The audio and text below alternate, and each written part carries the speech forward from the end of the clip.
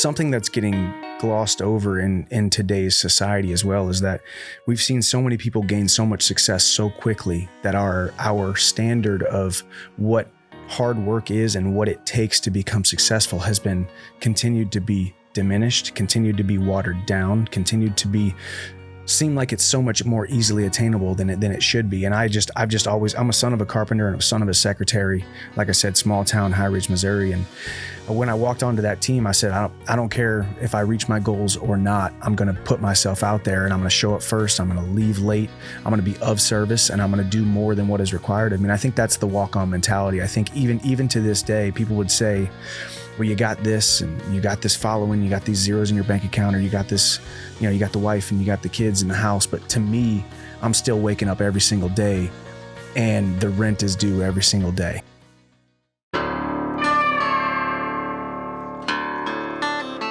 This is the Tom Rowland Podcast.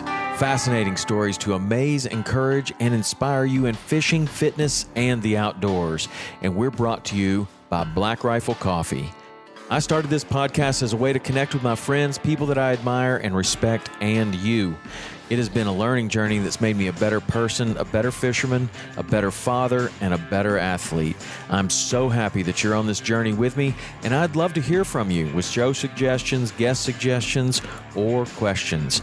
The best way to get a hold of me is through text. You can text 305-930-7346 for the fastest response, but if you prefer to email, you can send that to podcast@saltwaterexperience.com. That's a dedicated email address just for the show. If you like this show, you can show your support by posting about it on social media and tagging me. Text the link to a couple of friends that may also enjoy it, and subscribe and leave a 5-star review if you feel like I've earned it. The website is tomrowlandpodcast.com, and that is where everything lives. All past shows, you can go and listen to any show. You can look up all the different shows that we've done, both the How To Tuesdays, the full links, and the physical Fridays. They all live on tomrowlandpodcast.com. And the social media is Tom_Rowland, ROWLAND, on Instagram, or you can go to our big account, Saltwater_Experience. I hope to hear from you soon. So now, let's get on to today's show. I'm Michael Chandler, top 5 UFC lightweight, and this is the Tom Rowland Podcast. Michael Chandler. Tom, how are you, man? I'm doing great, man. We're here in your beautiful new house, in your beautiful new podcast studio. Is this the first one? This is it, man. This is actually really cool. I've been sitting here projecting the future, but also really excited about sitting here and talking with you. And yeah, we're sitting here looking at these microphones, and it's going to be a great thing. It's like a blank slate, now. Yeah. When you have a big empty room or a big, an empty closet, it fills. Yep. You ever notice that? Yeah. Like if you have an empty thing in your house, all of a sudden you don't plan on filling it up, but then it's just full. Yep. Right. And that's what this will be for you. Build it and they will come. And also, there's little things here that aren't even done yet, but it's like, looking forward to the future when we get this thing completely done and all the lives that we can impact. So. Nice. So we're sitting in Nashville, not very far from where my wife grew up. Mm-hmm. So I'm a little bit familiar with the area, but this is a hot area. It is. Yeah. We were talking before off mic. We were, my wife and I moved here about 5 years ago. We just fell in love with the city. We love country music. Obviously we got some friends here in the city, and we both grew up in Missouri. So we, saw the upward projection of where Nashville was going to be in a couple of years. And it's just growing like crazy. And we love this place, and we have now planted our roots, and Nashville's our city. Nice. Well, you got a good spot. This is a really nice spot. Thank you. My wife has moved out of Nashville, still has a couple of sisters that live here, but we come back and visit, and every time we come back, it looks a little bit different. Yeah. It's a construction city, crane city. You drive downtown, there's cranes everywhere. You drive up and down, these areas, it's just like every other third house is torn down and brand new, and the city is changing like crazy, but it's an awesome city to be a part of right now. So yeah, well, good. Your career has really taken a turn lately. Yeah, it's really awesome to see. I've been following you. I'm a big, like we were talking before, I grew up wrestling. I was a wrestling wrestler myself, a wrestling coach, a wrestling parent, and hope to be a wrestling grandparent one day. But I love the sport. It's just so awesome. And so whenever I see a wrestler in the UFC, I'm in their corner, right? And it's become increasingly harder now because now you have wrestlers against wrestlers, right? So you have to pick, okay, well, I like that college better than I like the other college, or whatever, whatever it is. But I always like to see the wrestlers succeed. And so I've been following your career for a long time, and even from Bellator, and then now you've gone to the UFC, and recently you're coming off something that just was unbelievable with the Tony Ferguson fight. Congratulations to you there. But one of the things that I've always wanted to talk to you about is mindset. Just you epitomize mindset and manifesting things, in my opinion. And I just really wanted to talk to you about that, because you're very vocal about it. You're very inspirational and motivational to other people, but it seems like, and I've even heard you say it on other podcasts, you're a small guy from a small town taught to do small things, and something has changed. Yeah. What's changed? I think it's, I talk about the walk-on mentality. Like me, I believe foregoing the scholarships to Division II, Division III NAIA schools and walking on to the University of Missouri was the single best decision that I made in my entire athletic life, but it also spilled into every single other aspect of my life. I think knowing where you started, knowing that you're the lowest guy on the totem pole, we were talking about Brian Smith. I love Brian Smith and what he has done for University of Missouri, but to me, he was a godlike figure that first year when I came in, and for him to never look at me, speak to me, talk at me, look in my direction, say, "Good job, kid." Although it didn't offend me and I wasn't worth his time, I wanted to prove to him, not just to him, but to myself. I wanted to prove to all my friends in High Ridge, Missouri, Jefferson County, Missouri, that said, "Hey, why don't you go take this Division III scholarship? Why don't you go take that NAIA scholarship?" If something in me, thank God, it went against the grain of what everybody thought I was capable of.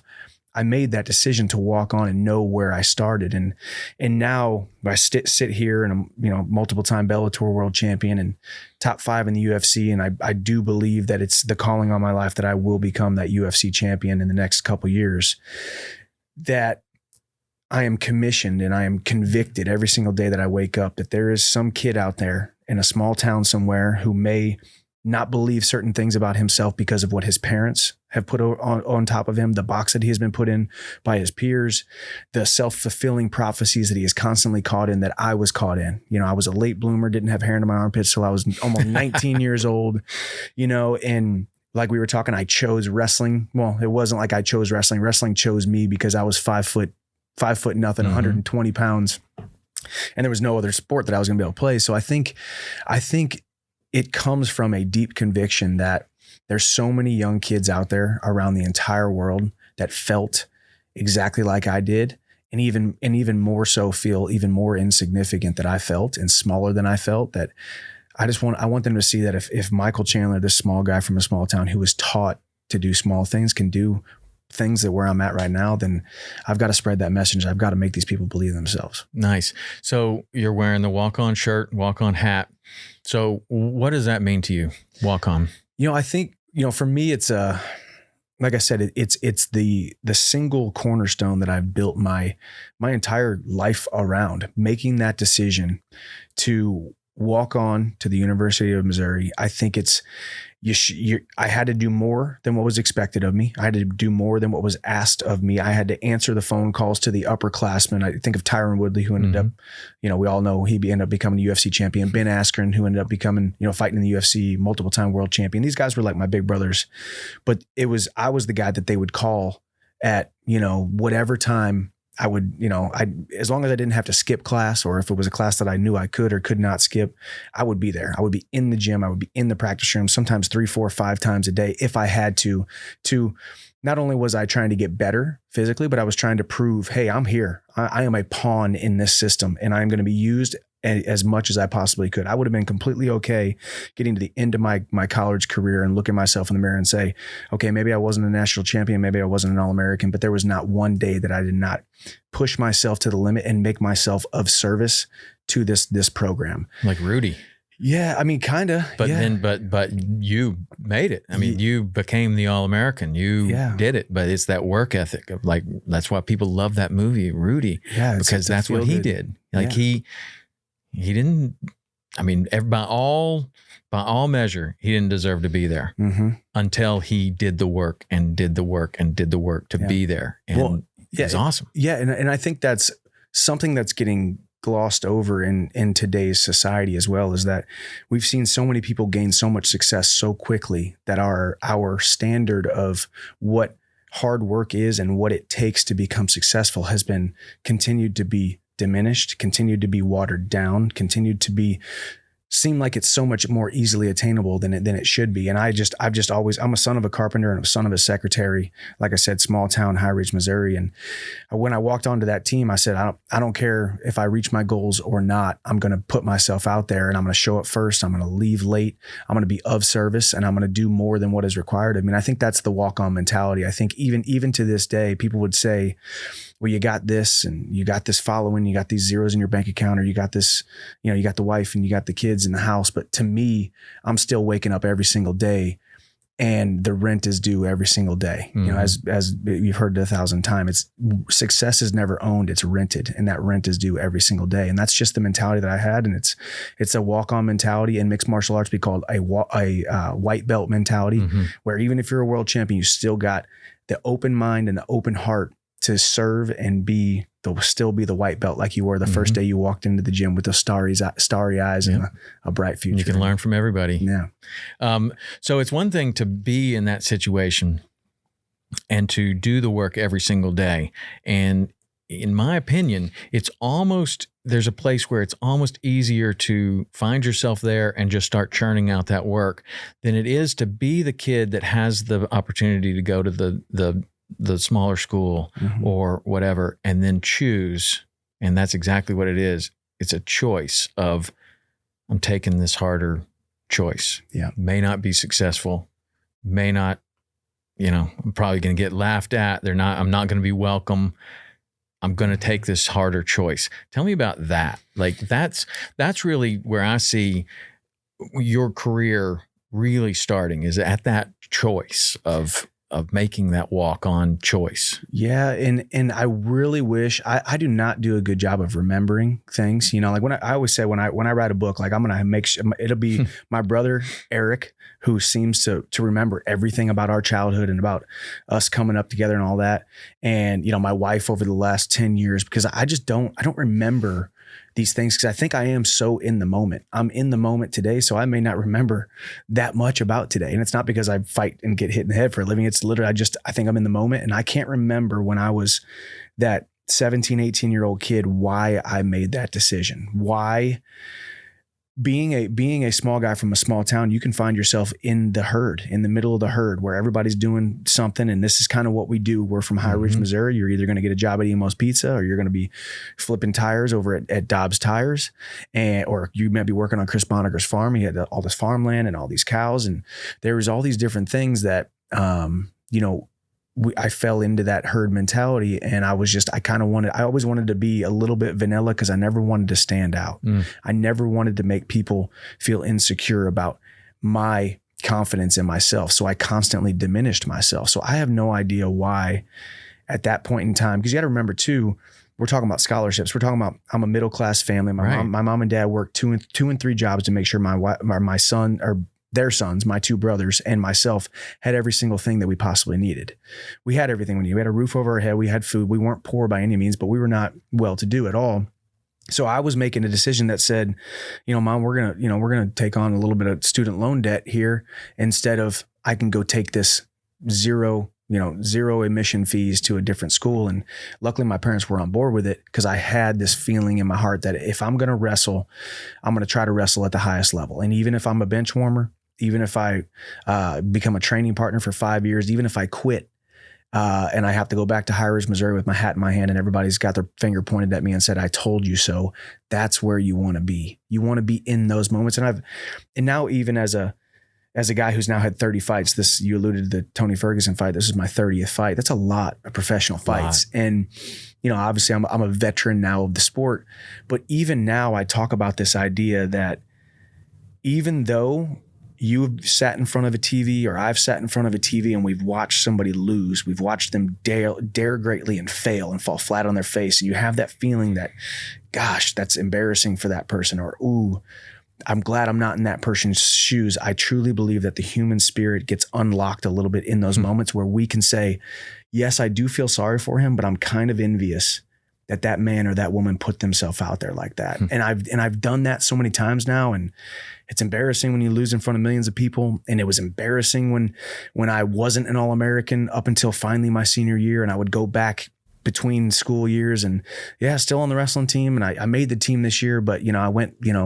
20-16. I didn't exactly have a great record, but it's in those moments where people can say, yeah, the dude's not exactly successful, but I kind of wish I would trade places with him because I know what I'm doing. I wish I was putting myself out there a little bit more like that. And I've just been given so many opportunities that, man, I'm going to ride this thing till the wheels fall off. And when I get done fighting, I'm going to keep on talking on microphones and being surrounded by people like yourself and try to make an impact. Well, there's an incredible feeling of making that hard choice. And I've heard you say, and lots of people have said, success is on the outside of your comfort zone. Mm-hmm. For you, that was pretty far outside of your comfort zone. You're not taking a scholarship that you really needed, and you're choosing to do this walk-on thing. That's where, I wonder, what advice you give to somebody that is in that situation of even just going to college and wrestling at that Division III school. That would have been considered success, right? I mean, that was good. You earned a scholarship. You're a great wrestler. You're doing great things. So that is, to a lot of people around you, hey, good job, Mike. Mm-hmm. That could have been great.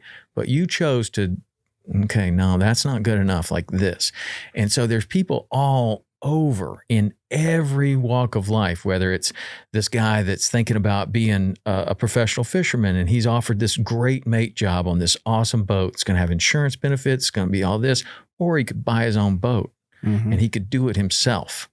He's standing there at that precipice of looking at this cliff and going, do I take the easy road, which is success, or do I take this hard road? As you've done this and you look back on that as a big part of your career, and you're obviously the walk-on mentality is that's you.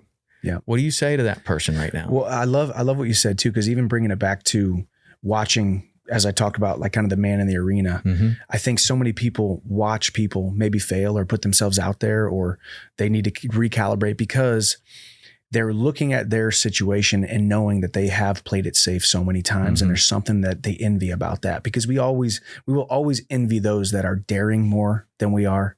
They're more wild at heart. They need a battle to fight, an adventure to have, and a beauty to win. And they're out there and they're chasing that. That's John Eldridge's book, Wild at Heart. Any young man out there, it's been around for a long time. I'd suggest you read that book. It's an amazing book about the heart of the man.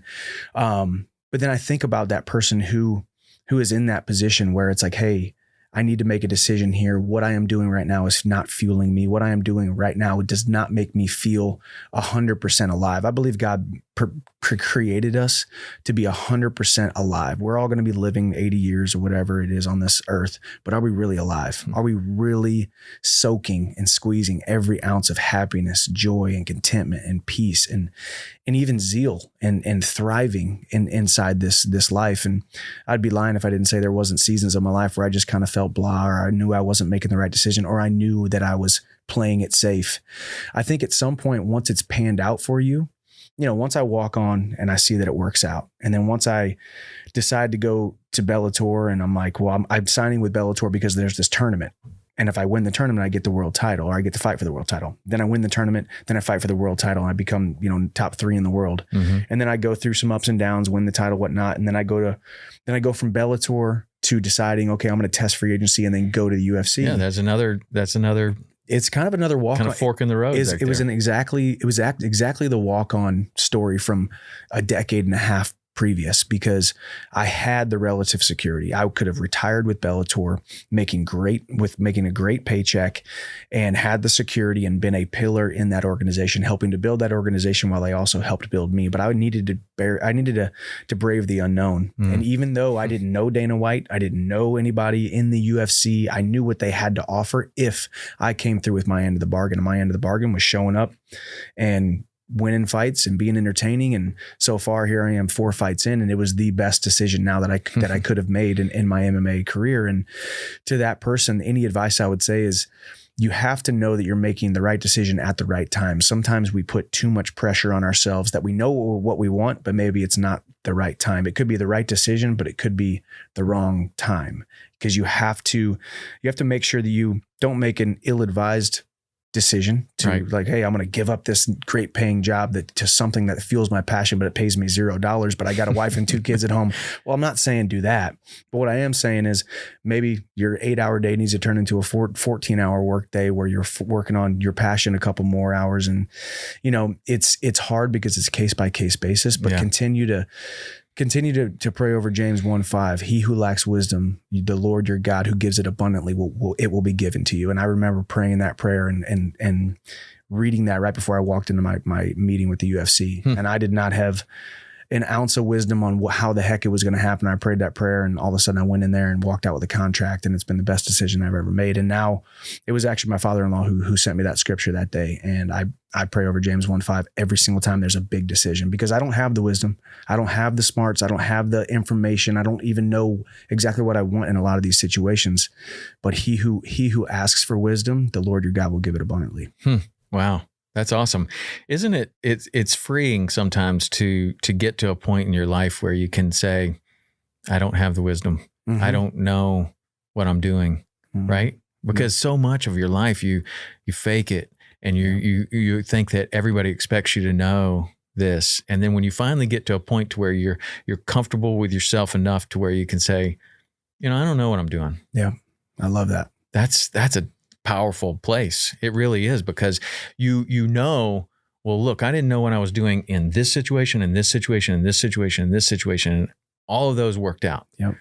And so why do I want to fake it and pretend like I know what I'm doing when I don't know what I'm doing? And then the fact that it's almost like that empty closet. The fact that you say you don't know what you're doing, you've opened this up and it gets full of knowledge. Like, I don't know. It's just funny how that happens. Well, I love it. And then you find yourself not only faking, but you try to force it. And also you might try to force something where you're forcing a square peg into a round hole at the wrong time during the wrong season, and you're making ill-advised decisions because you think you know what you want. But how many times in your life, you're a little bit older than I am, but how many times are you thanking God for unanswered prayers? Lots. Right? The old Garth Brooks song. How many times are you like, thank God that didn't happen, because I actually, now that I realize it, I'm so happy that didn't happen. Yeah.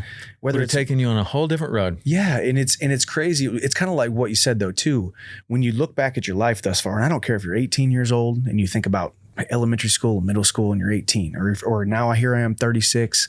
And I look back at all these different seasons and I think, man, I was so worried about this thing that either A, never happened, or B, eventually did happen. It just wasn't the right time. It can't be, you can't try to, going back to this idea of trying to figure it all out. Once you let it go, just like you said, once you let it go a little bit, it's almost at that moment that things start shifting. And I think so many times in my life was I so focused on, I have to have this happen.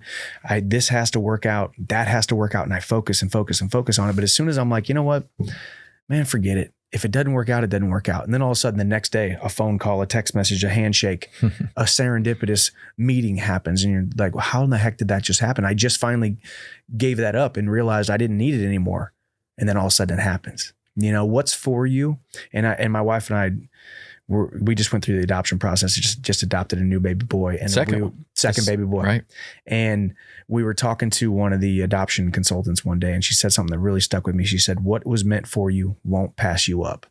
So when you're so worried about what is meant for you and you're focusing on it and you're praying over it, or you're thinking about it and you're visualizing it, it's not going to pass you up if it's meant for you. And if it is meant for you, it's going to pass you up. but what is meant for you won't pass you up. And I've been thinking about that almost every single day since I heard her say that day, and life just keeps on working out. You just have to still be standing there believing that it's going to when it does. And then being ready to walk through the door that's presented to you. Exactly. Right? Like there's a door often presented and like you've been wanting this and wanting this and wanting this. And then boom, here comes this phone call. And it's like, no, don't want that. Yep. But that was it. Yeah. That was it. That was the opportunity you've been looking for. Yeah. Right. And that's where a lot of people get to that door and they go, no. Yeah. And that leads to regret. Mm-hmm. And like all that we've been talking about, like it's pure bliss when you do all this work and it works out and it happens and it feels so rewarding. But the opposite side of that is to look back 20 years later and go, you know what? I should have tried. Yep. I should have tried. And living with regret is not anything that anybody wants to. Yeah. You can take whatever benefits you get out of success, whatever joy you get out of it, whatever you feel it's worse with regret, like having never done it. What do you think about, do you think about positive versus negative on a daily basis? Like in your mindset, like a lot of what we're talking about is kind of like the positive side would be to manifest these things and think about them. The negative side would be it would be the opposite of that. Mm-hmm. Do you think about that? I do, and I will admit, I think I've been a naturally optimistic person my entire life. And I say naturally because I think it starts at a young age, whether you're and who you're around, whether you're kind of somewhat naturally optimistic, but then as you get a little bit older, and I talk about this as well. And, recently, I don't think we get old. I think we get lazy and busy. I think we get busy. So therefore we're so overstimulated and got so much stuff going on that we get a little bit lazy. And obviously now being 36 years old, fighting in the UFC, I fought five times. Basically, I weighed in one time, 5 times in 16, 18 months, been extremely busy, got a lot of stuff going on, got a wife, got numerous kids now, 2 kids.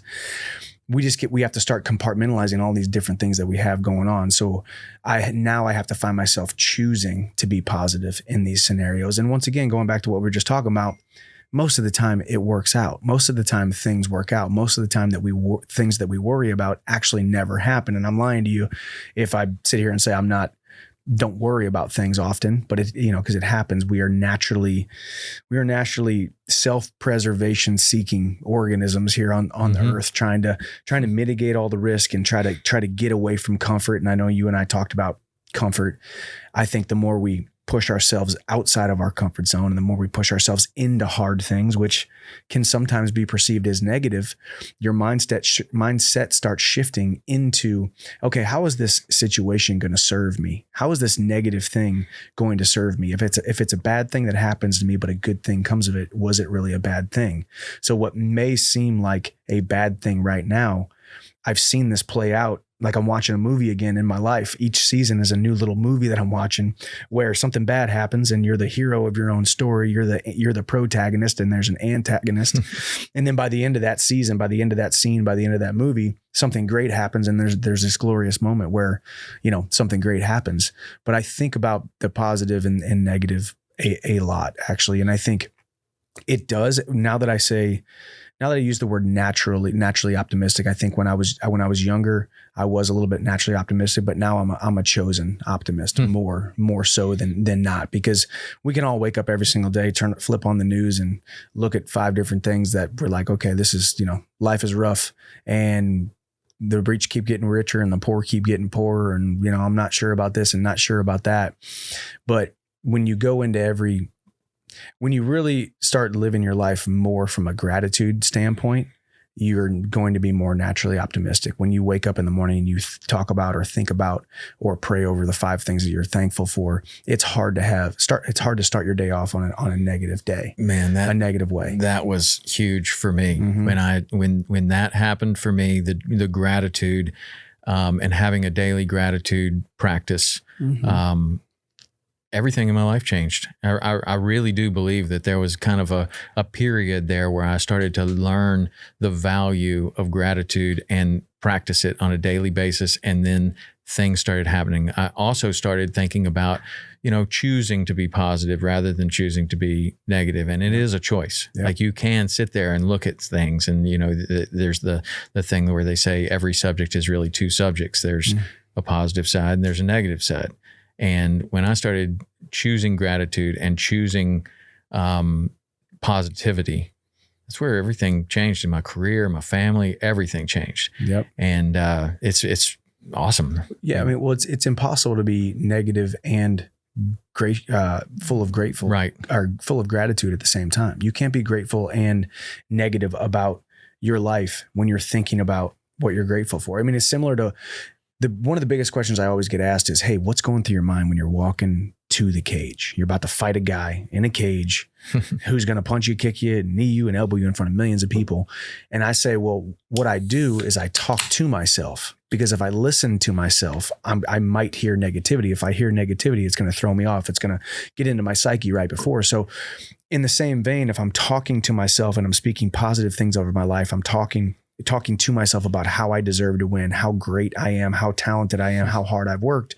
I'm sitting here and I'm filling this microphone up with sound waves. So therefore there's no negativity that could come out. There's no thoughts that could come out and sink into my brain, sink into my soul. Same thing with your gratitude. When you wake up in the morning, whether it's 10 things, 5 things, or even one thing, you're also, not only can you not be negative in that moment, then it starts a perpetual motion of gratitude throughout the day. And then also at the same time, you're opening the door for more good things to happen to you. Similar to what you talked about, the choices. Sometimes just letting that choice go or letting that outcome go, then all of a sudden you're blessed with it. Or letting that grip of what you have to have, let it go, and then all of a sudden you're blessed with it. Same thing with gratitude.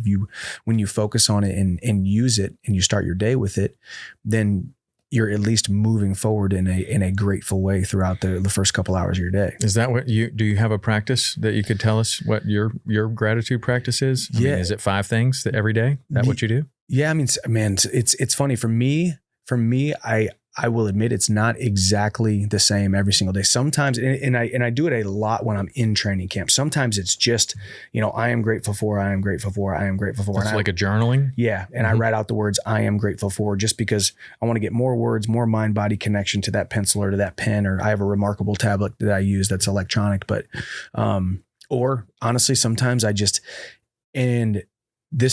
might sound to the person listening to it, it might sound like I am an extreme narcissist when I say I write down everything that I love about myself, or I love about my life. And I also write down all of my attributes as an athlete, because Tom, I'll tell you right now, there was so many years that I spent thinking that I was small, weak, insignificant, inathletic, a loser, can't be a champion, can't win. I always blow it in those moments. So when I have spent thousands and thousands of words that were negative towards my physical self and my mental self, my emotional self, I am unpacking that baggage. I am reversing those hands of time. I am erasing all of those pages, all of those words off of the proverbial paper that are in my brain. So I will write down, I am extremely athletic. When I hit somebody with my right hand, they wobble. When I hit somebody with my left hand, they wobble. My cardio is impeccable. I mean, I write down these things that sound similar. When you talk about writing down your goals, you want to write down goals that scare you a little bit. The big, hairy, audacious goals, not I want to be kind of successful. No, I want to be like this guy. I want to have this kind of money. I want to have this jet, this car. On this day. Exactly. So for me, I'm writing down those words about myself that make me feel a little bit uncomfortable. If I wrote down, I am going to be a megastar bigger than Conor McGregor, it sounds pretty crazy. And it makes me feel uncomfortable. And I'm not saying I have written that, or I have written that, or I haven't. But writing down those things that almost seem unattainable. Am I ever going to be as big as Conor McGregor from a star standpoint? We don't know. It's going to be a very, very hard goal to meet because he's huge. But write down those things, because it's just you in your lonesome, sitting right there with that, just like you have a pen and paper in front of you. It's just you. Don't be afraid to write it down. It's you and God sitting there with a pen and paper. But if you never write it down, you never start. True. And that, you never plant that seed that could eventually grow into anything. Yeah, exactly. That's awesome, man. Let me ask you about, change the subject for a minute. Let me ask you about parenting. Love it. Because you now have 2 children, and they obviously mean a lot to you. I just saw that you had your son at the fight for the first time, Yep. right? That was the first time he had seen you fight. He's seen you train and lots of other things, right? Yep. He's come down to Florida a little bit and watched me train, and then he's seen me train here. Cool. Yeah. Well, obviously family is super important to you. Mindset is also super important to you. You said that you're a small guy from a small town, taught to do small things. You've also said that, your parents gave you everything that you could ever want, right? Mm-hmm. But just because of the way things are, there's limiting beliefs at some point that you've blown through, right? Yep. So my question, and what I was kind of interested in, is being a small guy from a small town with taught to do small things and limiting beliefs. How have you thought about how you will now instill a different mindset into your children and what you will do with that? Like I'm sure you're thinking about it every every single day, right? But what kind of things are you thinking about? Because it is a child is moldable. You say you were taught to do small things. Well, it's not your parents' fault. That's just kind of the way that it happened, right? And you've blown through that ceiling, and you now realize that there aren't any limiting beliefs, right? So what message will you give your children? And thank you for asking that, because I think it's something that gets lost. I think we think as long as we keep our kids alive and they got a roof over their head and they got food and maybe some social activity, and they're going to be fine, and they're just going to grow into what they're supposed to grow into. And I don't believe that whatsoever. I think, as you said, you use this word moldable. I truly believe that I will be able to build my two sons I have now and any future children that we may have. I can mold them into individuals that believe in themselves above all else. They believe that they were put on this earth for a purpose, and they weren't just put on this earth to be good, but to be great and to be exceptional and to be extraordinary at whatever they choose to do. And I've heard people say, well, maybe you're setting the bar too high for your kid. I'm not saying you need to be a millionaire, billionaire. I'm not saying you need to be a professional athlete. I'm not saying you need to be a celebrity. I'm just saying if you're a CPA, you're going to wake up every single morning loving yourself, feeling secure in yourself, and feeling peace and joy, and loving your job and doing whatever you want to do. That's what I'm worried about. I want Hap and I want Ace and I want my sons to love themselves, believe in themselves, serve their God, serve other people, and build themselves into somebody who wants to do something great with their life. We have my son Hap is 5, and we have so many sayings. It started with when he would fall, I would say, hey, every young man falls. And he would repeat to me, but every young man gets back up. Nice. And he would get an ouchie. He would get, I do this a lot too, where I make him finish my statement. We do it all the time. Like right now, it's a lot of, hey, mommy, will you grab this? I'm like, hey, buddy, God bless you with 2 arms and 2 legs. Why don't you grab that? Why don't you grab that drink? It's right there, because Chandler's are, and he'll say, self-sufficient. Chandler's are self-sufficient. Now I will serve this kid 365 days a year, 24/7. But as a parent, you can't just give your kid every little thing and hand him a Skittle because he's, sitting there when he could have got up and got it himself. When he falls, we talk about every young man gets an ouchie, but every ouchie, and he'll say, heals. And then I pray over him every single night, and he can recite it back. And I want him to believe that God put him on this earth for great things. When he walks into a room, people will take notice. When he speaks, people will listen. When he walks in a certain direction, people will follow. He is a leader, and he is going to serve people, and he is going to do something great with his life. And as I said, I'm not saying he has to be uber wealthy, uber successful, what society and what the world calls successful these days. I just want him to be happy, healthy, secure, and know that he is loved and love on other people in whatever he chooses to do. So I may be a little overboard with it. I may be a little bit maybe I talk about it too much. I mean, I've probably told the kid I'm proud of him 150,000 times in the last couple of years. And he's probably like, maybe I'm telling him too much. Cause it's not like, hey, I'm proud of you that you were able to pick up that pen, but it's just like, I am proud of you at all times. I am proud of you. My favorite thing about life is being your dad. And I truly believe that. And it's easy to tell him that when I truly believe that. And as I said, my parents didn't fall short in loving me or making us feel secure, or we were definitely taken care of, but they just did. The only thing that they did not do that I wish they would have done was look at me in the eye and say, Michael, you can be successful. You deserve to be successful. You can accomplish ridiculously great things with your life. Outside of those county lines, there is a whole world out there, and it is your oyster, and you can do with it what you want as long as you are a good person and you try to do things right, and you work extremely hard. I mean, really, when you boil it down, try to be a good person. You try to work extremely hard and surround yourself with good people. What else is there from just a boilerplate?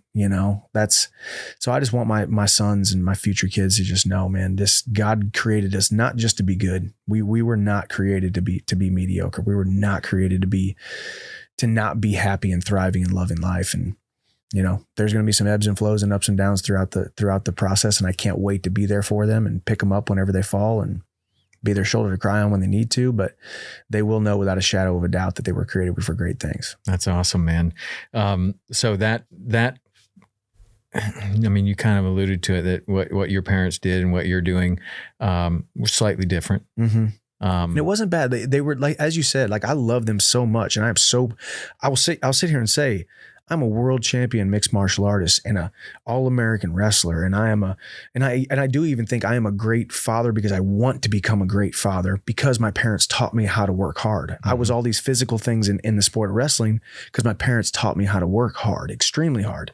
They're so much better than me in other aspects that I'll never be as good at them at. And I'm better at making my sons believe in themselves a little bit more. And I probably fall short in the yard work and the other stuff that my dad did really, really well that taught me to be the man that I am. Right. The hard work, the work ethic. Yeah. That's what wrestling builds too, though. I mean, there's nothing like that in my opinion. That's where, like, I loved wrestling sometimes. I hated wrestling at other times. I liked wrestling for the most part. Yeah. But, there is that love-hate thing where you're kind of like, yeah, I'm a wrestler. And then you're kind of like, oh man, that means the season's coming up and I'm not going to be able to eat Thanksgiving with everybody and I'm going to be cutting weight and the whole thing. And I just hate the whole thing. Yep. Right. And then something happens and you love the whole thing. Yep. But when I really loved wrestling was I had this period. It was with one of my best sponsors. I don't think I've ever told this story on the podcast, but it was really profound to me. You might get it. You might like it. So with my guy from Oakley, and we're out fishing, and he's talking, and we're no other boats on the water, and we're just having this great conversation. And I'm running the boat, and we're going to run for an hour and a half, and we're just going to go and go and go and go. And he says, oh, what sports did you do? And I was telling him, I was like, wrestling and this and that. And he's, oh, wrestling, that's cool. Were you state champion? And I said, no, I wasn't a state champion. He said, you seem kind of disappointed about that. And I said, it's the biggest disappointment of my whole life. It's fourth place. Supposed to win, didn't win. Yeah. It was a real big disappointment. And he goes, oh, well, that's why you're successful today, right? And I said, what do you mean? He goes, well, it's obvious. You have 4 plans for everything that you're doing. You have a plan A, B, C, D. You are super prepared. You're on time. You think about this all the time, and you've become very successful because you'll never let whatever that was that happened in that tournament. You'll never let that happen again. And I was like, yeah, really? Like, you see that having been around me for a week? Yeah. And I haven't seen that at that time, it was probably 40 years. I was like, and I haven't seen that in my 40 years, that thing that I'm considering one of my greatest failures in my entire life has been the biggest gift I was ever given. And you just saw that immediately. Yeah. And he goes, yeah, I saw that immediately. But it's kind of funny. Amazing. And then I really embraced it. Yeah. And I was like, man, that is right. Because if I had won that match, then I probably would have wrestled in college, and I probably would have done all these other things, and I would have never lived this life. Yep. And I love this life. And so that's a gift. And I'm thanking everything for that gift. Yep. Right? Yeah. but you don't perceive it as that. And that's kind of like what we talked about before. Like if it's meant for you, it won't pass you up. Yeah. And if a bad thing happens to you, like fourth place is a horrible thing. Horrible. Maybe people who don't wrestle can't understand that.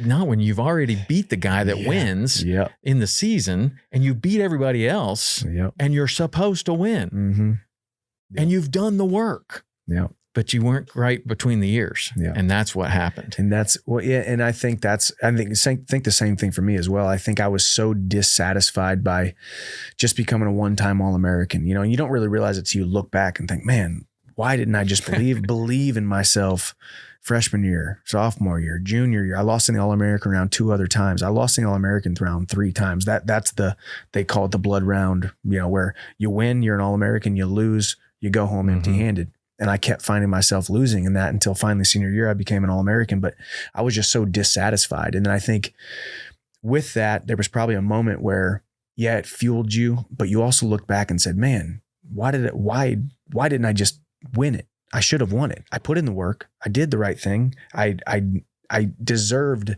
to win it. So therefore, now subconsciously, every single thing you do in your life, you're like, I don't want that to happen again. Right. So now you're you're constantly running from that feeling. And the only way to run from that feeling is to run into, like you said, plan A, B, and C. Run into the first one to show up, never late. Run into integrity, run into character, run into the man that you want to become, who you may not have ever become had you been a state champion that year. Right. Had I been the national champion. That's the unanswered prayer that you were talking about before.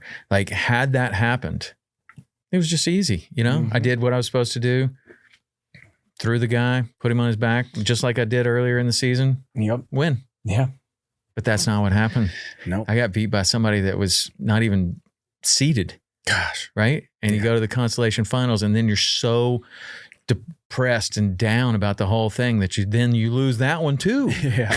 Yeah, that's right. Exactly. Like I like even numbers. It's funny. My wife likes odd numbers, and I never really thought about it. I always loved even numbers, but the even numbers were the ones that meant you lost your last match in the tournament. You want to take first, third, fifth, or seventh, right? You don't want to take second, fourth, sixth, or eighth. I've always thought that like third place is almost like in a wrestling tournament, like third place, like that's the guy. Yeah.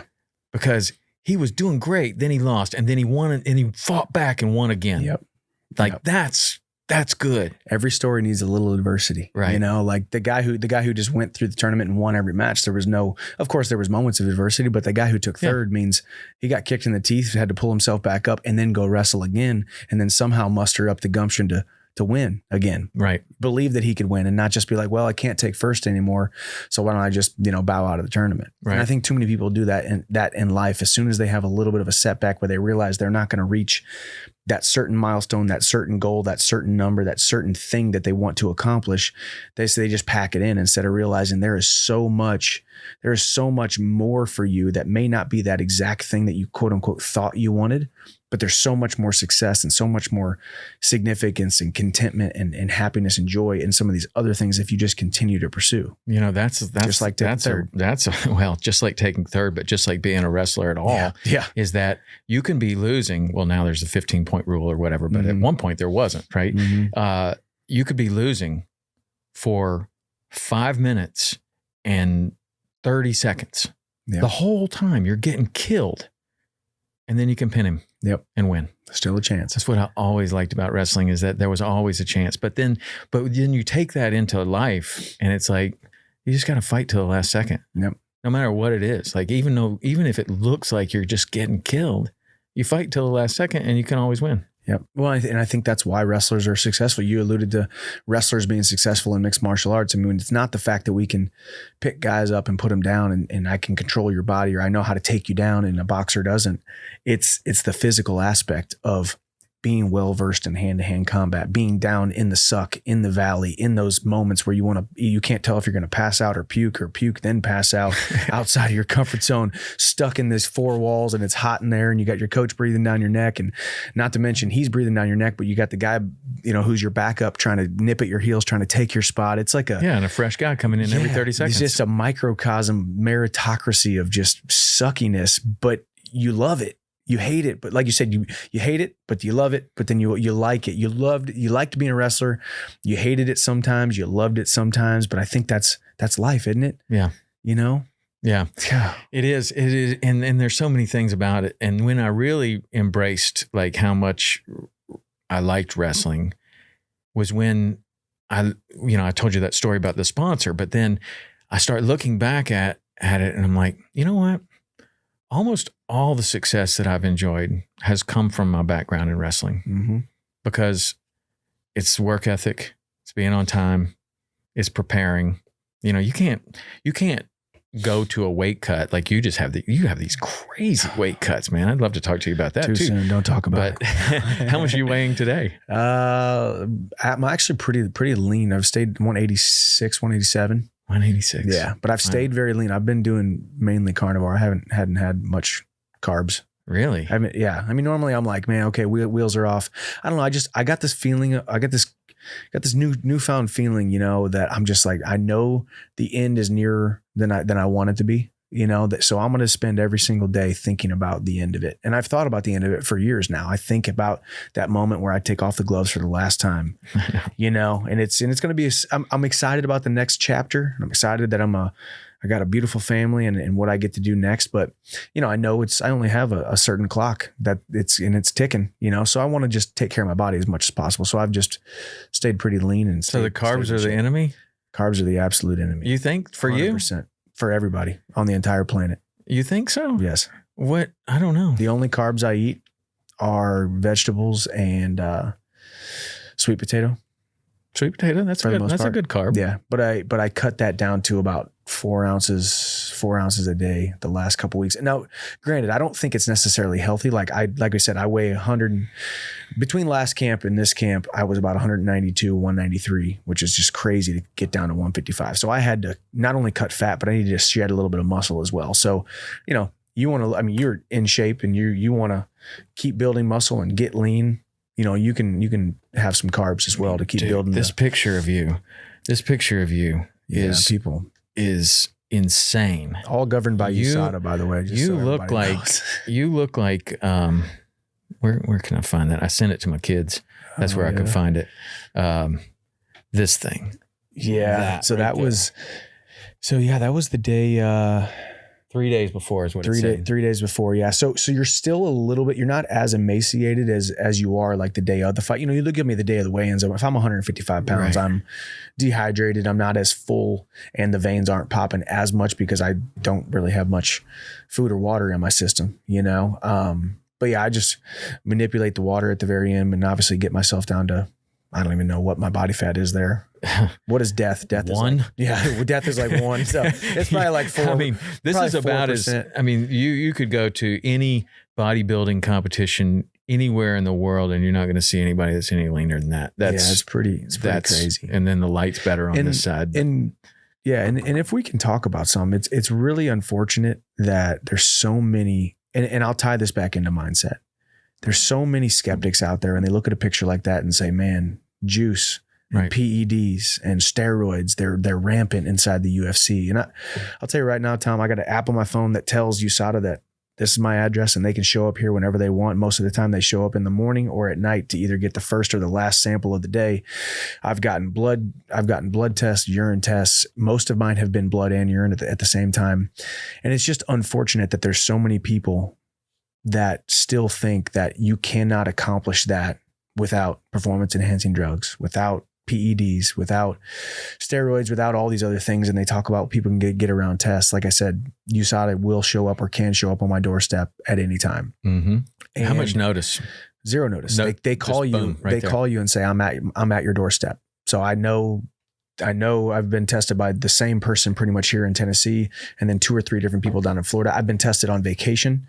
Like when I go to Arizona here in a week and I stay there for about 2 weeks out, they will have my address every day. I wouldn't be surprised if I got tested on vacation. I've been tested on vacation in Arizona, tested on vacation in California, and they just show up and say, hey, this is Joe with USADA. I'm at your front door. And that's it. That's the notice that you get. So, but tying it back into mindset, it's just unfortunate. I get we've all been let down by the amount of people who have used performance enhancing drugs and gotten caught. We've all been let down that our favorite sports star, and I grew up loving Mark McGuire and watching him with Sammy Sosa. I was crushed when Lance Armstrong. And Lance Armstrong. My boys are like, Dad, what do you think about Lance Armstrong? I'm like, boy, I really hope that he's not. Yeah. And then you're let down, and I get it. So maybe people are scarred from that, but it's tying it back into mindset. I think we look for that safety. We look for that safety switch. We look for that pull switch where we're just like, okay, well, there's no way that can be attainable. And I think our view of what the human body and what the human condition, what the human soul is capable of is so watered down, and it's so diminished, and you're never going to be able to make people believe what you believe about it.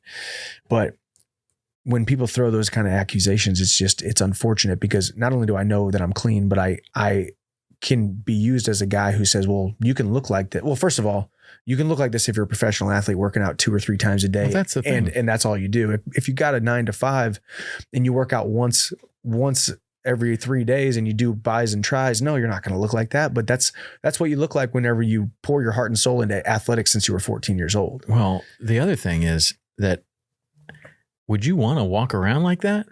Well, I kind of would, actually. I mean, it'd be cool to look like that, but how did you feel? Like, I actually, at that point, I felt pretty good. So 3 days out, I'm still drinking 1.5 gallons of water that day. I do a water load, 2.5 gallons, 2 gallons, 1.5, 1. Mm-hmm. You fill your body up with water, and then it excretes it, and eating small meals. Now, when you're drinking that much water, I've been doing a lot of reading lately on salt. Mm-hmm. How much salt are you putting in your body when you're trying to wring out everything? Salt is one thing that I want to talk to numerous people about. I want to talk to Dr. Anthony Huberman about it. What about Andrew Huberman? D. Nicolantonio? Do you know him?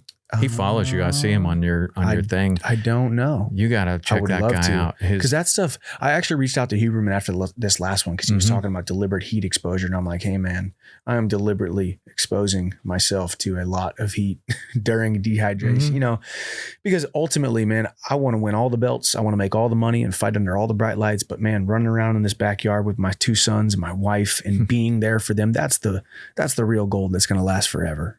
All this stuff it's awesome. And I love it. And I love that people follow it. And I love that people maybe want to be like that. But man, being able to serve my family, that's the most important thing. So I want to make the decisions and do this in the most educated way that I possibly can. Right. And we're learning more and more all the time. All the time. But yeah, the salt thing is one thing that I need to talk to people about, because the conventional wisdom says get rid of all the salt, so then your body excretes more water. But I've heard other people talk about make sure your electrolytes are on. Yeah, well, I mean, that could be true for wringing out all the moisture in your body, which you obviously did is incredible. I mean, you're the super expert on that. And bodybuilders do that all the time, and wrestlers do that all the time. But is it the best, and can you recover quickly enough? Like this Dr.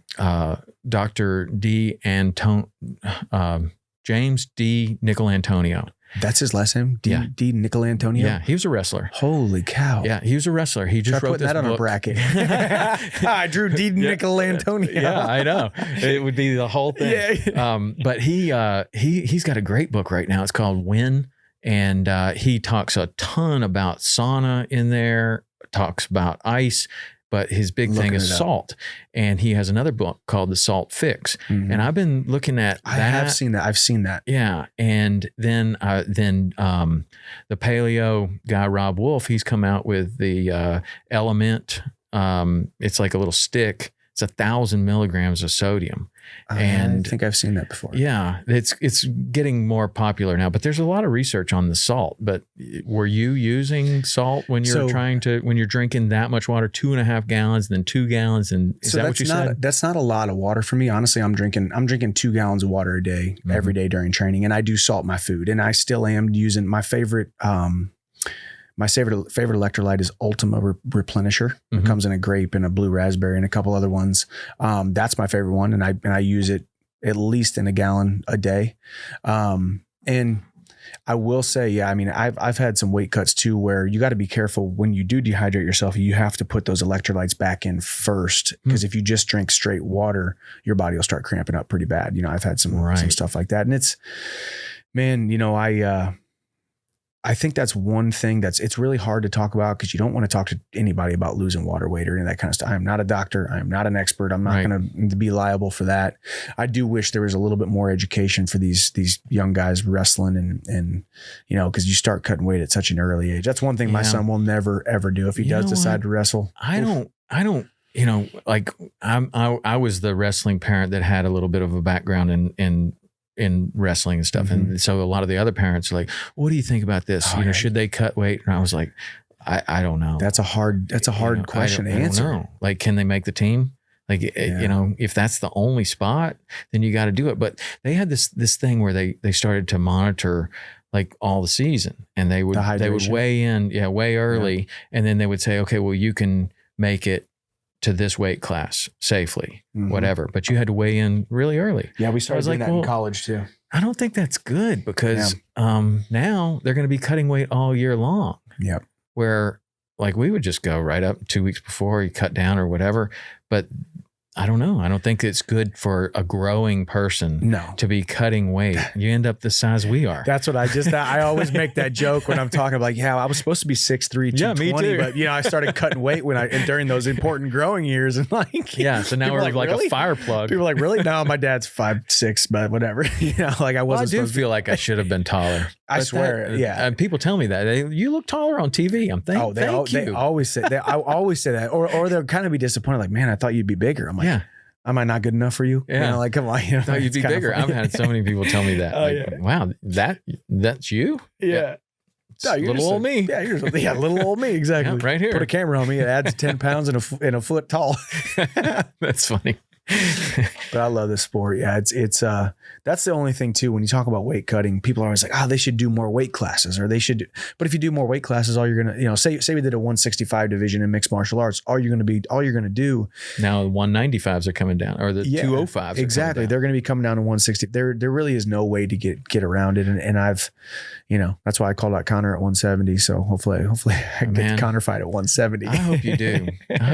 That would be would be fun. That would be incredible. It would be the most enjoyable training camp of my entire career, not having to cut weight. Because part of it, 90% of it is stepping on the scale every day and realizing, okay, I got this many pounds left. It's not just, I got to go do this hard work. The hard work is easy, but depriving your body of the food that it wants or water at certain times, it's not conducive to long-term happiness and success. But it's what I've done since I was 14, and that will be one thing that I do not ever miss about the sport. Yeah. Do you think, I heard you say one time that you thought that you wish they could do away with it, but do you see any way that that's possible? Weight cutting? Mm-hmm. No. The only thing I would say is there's an organization called One Championship. I like the way that they do it. So for instance, if you're 155 pounds, if you're a 155 pounder, you're a lightweight. Weighing in at 155, you don't have to weigh 155, but what you do have to weigh is 170 and pass a hydration test. Because if you think about it, it's about the same. I get myself down to 170, then I cut the water weight down to 155, or I stay at 170 and I pass a hydration test, which basically means I have a gallon or 2 gallons of water in me and I'm hydrated. So would I pass a hydration test when I'm down at 155? Never in a million years, But so what did you do? You basically said, hey, as long as you weigh 170 and I weigh 170 and we get on this hydration, we pee on a stick or pee on the hydration thing, and we're between, a half of a colored decimal or whatever that hydration thing is, that means we weigh about the same. Maybe you're a little bit heavier than me. Maybe I'm a little bit heavier than you. Maybe I'm sure there's ways guys can cheat it, but that's the one way that I've seen that I think that makes a lot of sense. Because does this weight on the scale really matter that much? If you're 100, if we're 170 pounds and both hydrated, I don't know. That would be the one way that I could see them doing it, but I don't think the UFC ever adopts that because One Championship was the first one to do it, Right. So I could see them, but it's part of it. Guess I'll keep cutting weight till I'm finally sick of it. Well, I know that you got a lot of stuff going on, and we're gonna start to bring this to a close. It's been awesome, man. What do you think your greatest strength is? My greatest strength, I honestly think, is that I want to get better. at all times in all aspects of life. And I think it stems from that walk-on mentality. I think I hold myself to a very high standard. My wife and I are so equally yoked in this. Like it's not always a healthy thing because you put so much pressure on yourself or you're too hard on yourself when she's a phenomenal mom, but you talk to her some days, she feels like she's the worst mom ever. You know, she's a phenomenal doctor, phenomenal in her professional life and phenomenal in all these different aspects of her life. But she has these moments where she's like, I just didn't do anything right today. You know, you have this healthy obsession with trying to be better and expecting so much more out of yourself. And I think the worst thing that we can do as human beings, and I think I've said it a couple times now, is essentially look at yourself like you can't accomplish great things. You can't be above board. You can't be the best person on the entire planet when it comes to integrity, character. It's okay to believe that you can be an honest person and hardworking and do things right. I think I ultimately want to do things right at all times, and I fail every single day, but I have the yearning and the desire to be that. And I have the yearning and the desire to get better every single day. And life keeps changing. Seasons are anew. Now I'm trying to be the best father of 2 young boys instead of just a father to Hap, my first son, you know? And then before that, it was not just trying to be a great fighter, but now being a fighter and a husband, and now a fighter, a father, and a husband, and just believing that once again, going back to James 1:5, you know, he who lacks wisdom, ask for it. And in all of these different seasons, I truly believe that I can just continue to get better, and not that I can, but that I will. I will get better. And that's one of my favorite jokes that I still tell my wife every single day. It's kind of a joke, but it's kind of not. And she's like, the best moments of my life are when my wife looks at me and she says it heartfelt, and she just says, you are a good man, you know? And, obviously it always, you know, gets me emotional because I love when she tells me that, but also I always tell her, like, don't worry, I'll get better, you know, because I do truly believe that. I think, I don't know, I just have a yearning to get better. And maybe it's the wrestler in me. If I drill that high crotch 1,000 times, I'm going to get better at it. I'm going to get better at it. I'm going to get better at it. And it's just the constant repetition, brick by boring brick, that we build every single thing that we build our life upon every single day. And so I'd say that's my greatest strength. I have seen that the proof is in the pudding, that I can get better, and I will get better at every single thing that I do. Nice. What's your biggest weakness? My biggest weakness, I think even still to this day, is, you know, I've talked a lot about mindset, talked a lot about building myself out of that small guy from the small town who was taught to do small things, but he's still inside of there, you know? And I will admit that I kind of happy he's still there, you know, because it helps me continue to rely on getting better. And John Gordon, the author, told me that when I did his podcast one day. He said, because I said, you know, I wish I've gotten really good at taking that small guy from the small town who's taught to do small things, and I've gotten really good at duct taping him to the basement of my mind. And, you know, I like these like visualizations, right? I'm a visualizing guy. I just duct tape this little punk who just had, you know, he's just trying to sabotage my life. I've gotten good at duct taping him to the bottom of my basement of my mind and putting a roll of duct tape around his mouth. And he said, well, Michael, and I said, I just wish I could get rid of him completely. And he's like, well, Michael, if you got rid of him, then where would be the place for God? Why would you have any reliance on God? Why would you need to rely on a higher power whatsoever if you were able to just excommunicate these demons or these things that you can't get over? And I said, that's a really, really good point. So maybe, and my mindset coach, Jim Hensel, I think would be a phenomenal interview for you. That's your mindset coach? Well, he was up there with Rich Froning. Yeah. He talked about slaying dragons. He said some dragons we slay, some we just get really good at pushing into a corner. Mm-hmm.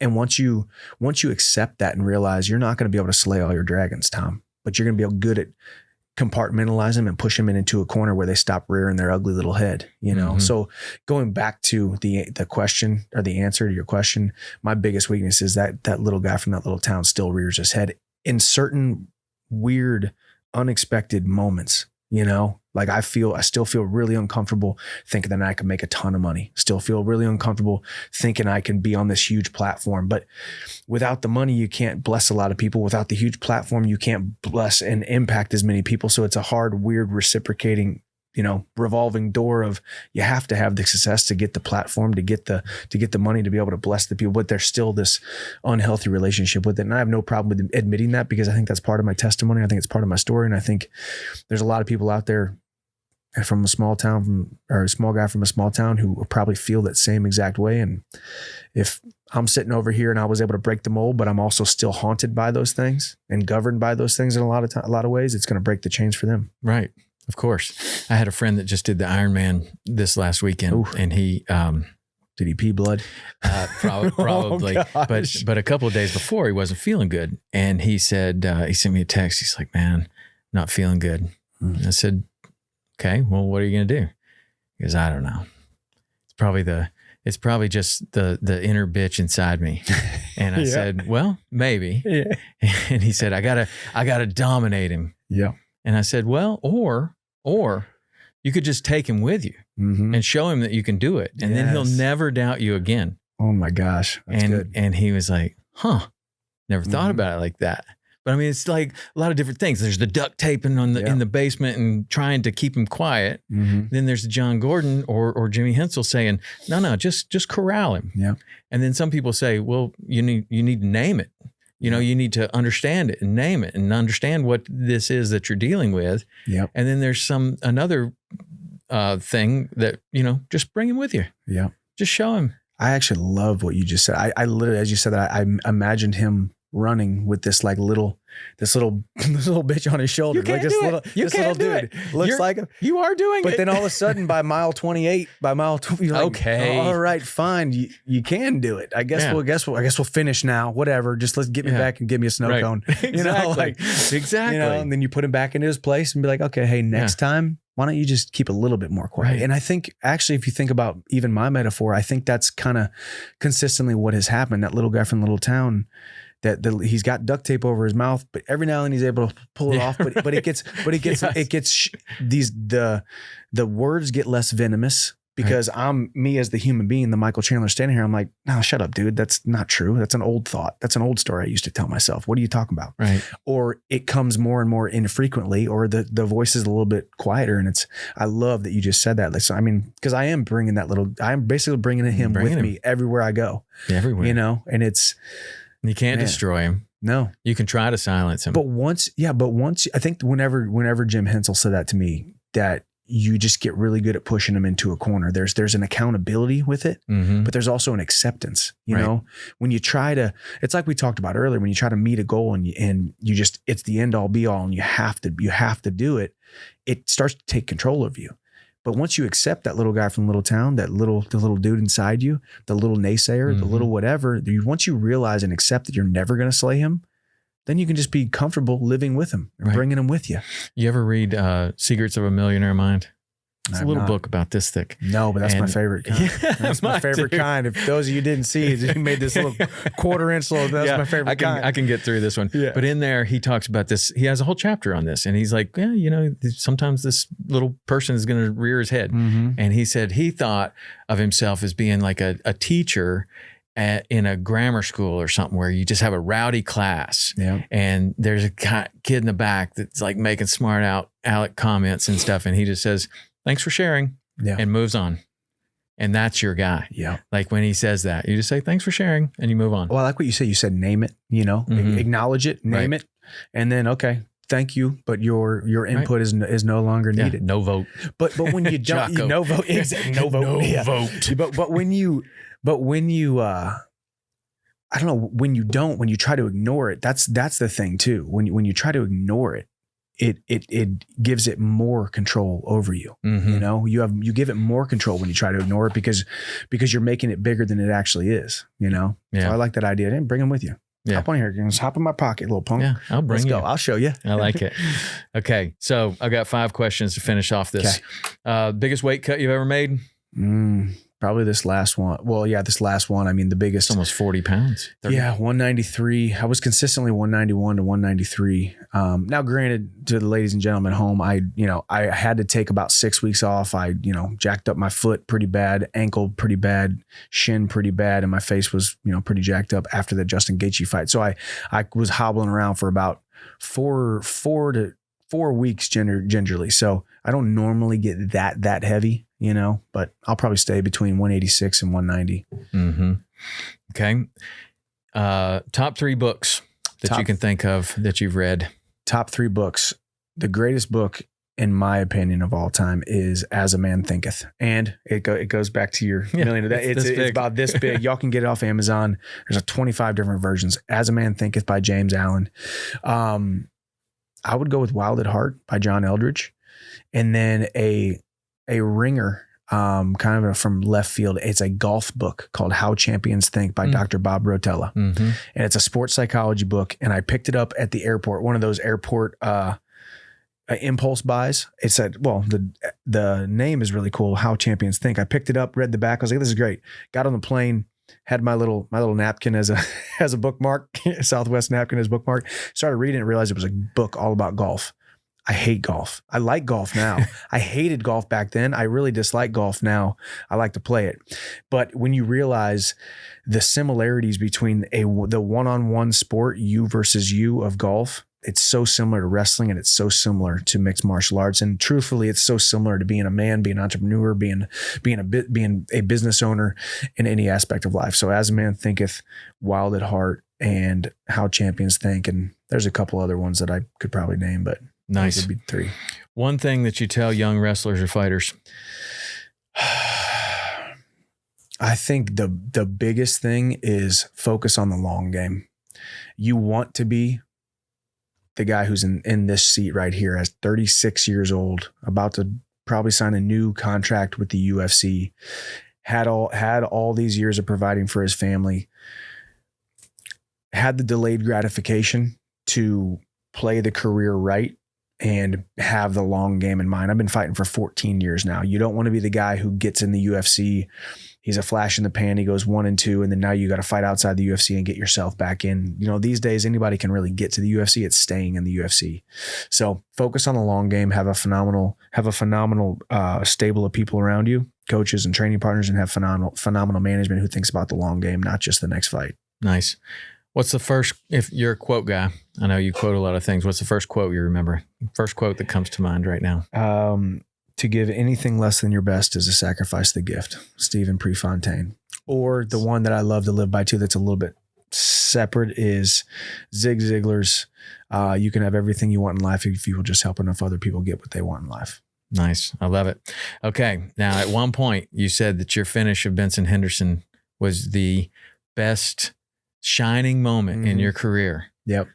Now we're a couple of weeks outside of what I consider one of the most spectacular knockouts in all of combat sports history ever, against one of the scariest dudes that I could imagine being around, not only being in the cage with, but just being around. Tony Ferguson. Tons of respect for that guy. Where does that one rank in your I think, I always look at more than just the fight. Obviously, when I talked about the Benson Henderson one, that was because that's a do or die moment for me. That was my walk-on moment. If I don't win that fight, I'm not able to walk on to the UFC, or if I do, they're going to lowball me so badly that I'm not going to walk on or not going to make the switch. But now that you talk about being in this moment after my 4th fight now in the UFC and finishing a legend like Tony Ferguson, who had never been knocked out, he had never been separated from consciousness.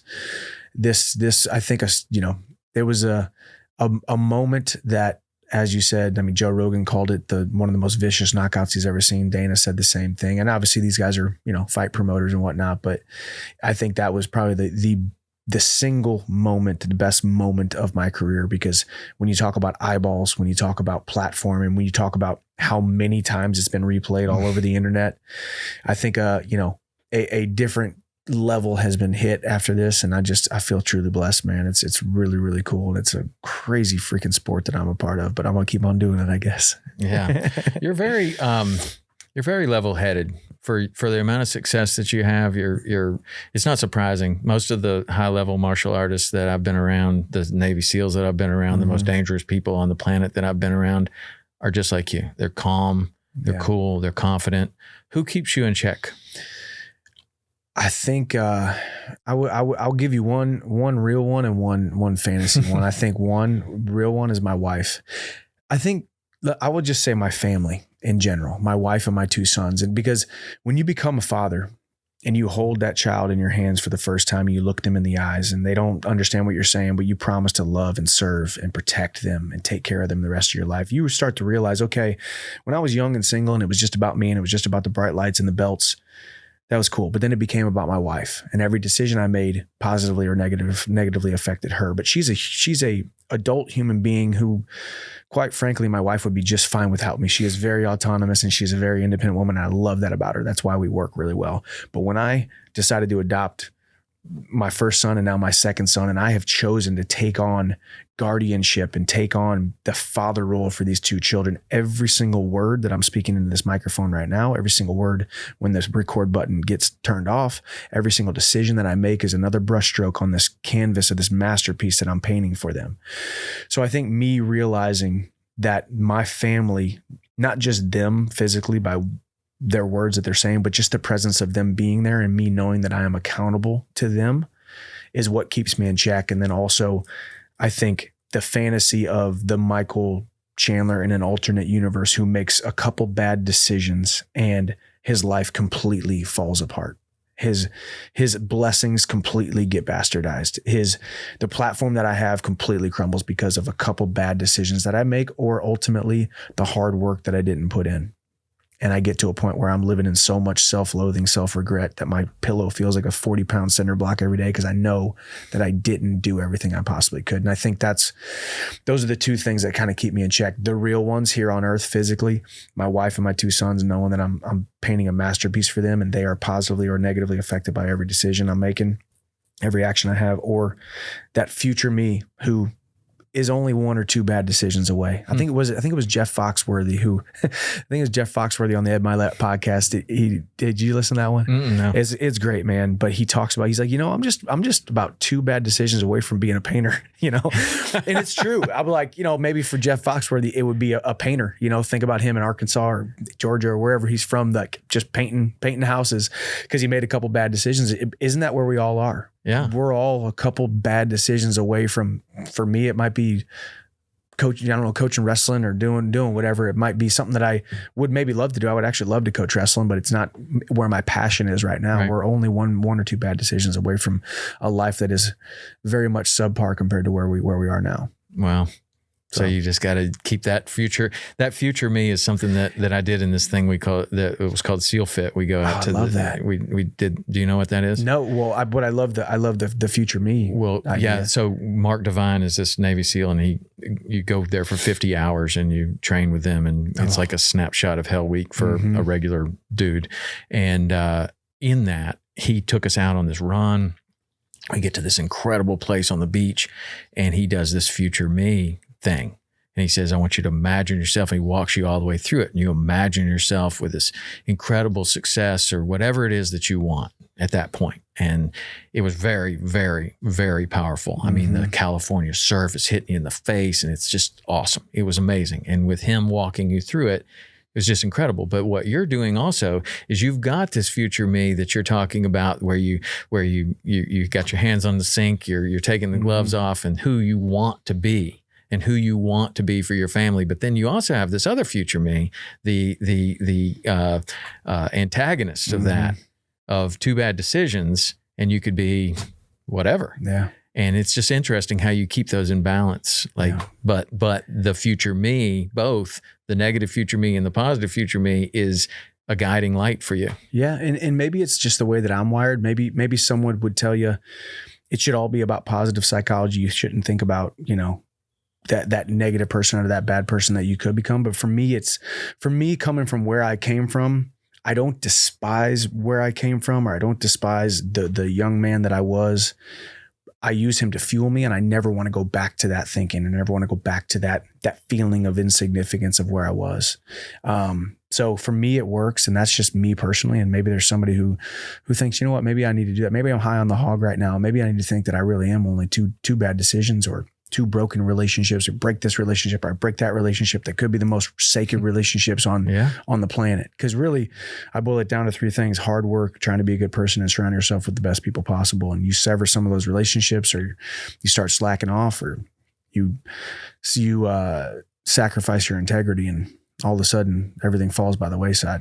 I don't want to become that man. Yeah. And I'm scared to death of him. Well, I'll tell you what, you are you're going the other direction from all outward appearances. Thank you. And it's not a surprise. Well, we sit down and talk to you about the way that your mind works and the way that you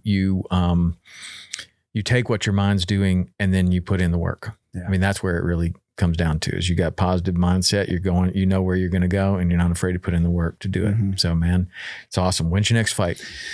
I don't know. When's Connor going to sign the paper? I don't know. I mean, it would be great if it was Connor. You know, obviously, you heard, the call out after the fight. I would love to fight for the title. Don't know if that's going to happen. If not, I would love to fight Connor at 170 or, another big fight. So the title's vacant right now, right? Title is vacant. I mean, technically, Charles Oliveira will fight for it. He'll be the number one contender, but it is technically vacant. So it's a strange mix of how you come up with number 2 right now. Yeah, because you fought Gaethje, you fought Oliveira and Hooker and all the people that are in the mix. All the people that are in the mix have fought one another. Yeah, and some have won and some have lost, and it's just a funny mix right there. Yeah, it is. I mean, there's an argument to be made for Makhachev fighting for the title next, even though he's only had one win inside the UFC. There's an argument for Dariush to come back after his injury and go right into it. And then there's an argument for me. I have 2 losses in the UFC. They were both barn burners to the current champion and the number one contender, who was Justin Gaethje, So Dustin Poirier had just fought Oliveira 2 fights ago. So it's an interesting weight class. It's Poirier. I mean, how do I forget him? Yeah. Well, I forgot about him too the other day when somebody asked me. He's just been quiet lately. He's been quiet, but he's also been talking about going to 170. So I think I took him out of the title picture, and he just fought for the title. So, it's an interesting weight class. And obviously you got the caveat or the ringer, which is Connor, who could come back. He could come back and pee in everybody's oatmeal and just become the, fight for the title. Who knows? I don't think the UFC will do that, but they've earned the right to be able to do that. And Connor has earned the right to be in that position. So, I'm definitely not fighting till at least the winter time, November, December, if not January, February. So we'll see. Well, whatever happens, I wish you all the very best. I'll be in your corner, and can't wait to see it. Yes, can't wait to see it. Thanks for sitting down. Thank you so much for having me. See you having at the top. That's what you're supposed to say. See you at the top. All right. Thank you, Mike. Thanks, everybody follow Mike Chandler. What's your Instagram? How do they follow you? How do they see your YouTube page? All of the things. At Mike Chandler MMA on Instagram and Twitter. And then, I'm going to start pumping out some more content on YouTube at Michael Chandler / Mike Chandler MMA. Okay. All right. That's it. Thanks, Michael. Thank you, guys. See ya.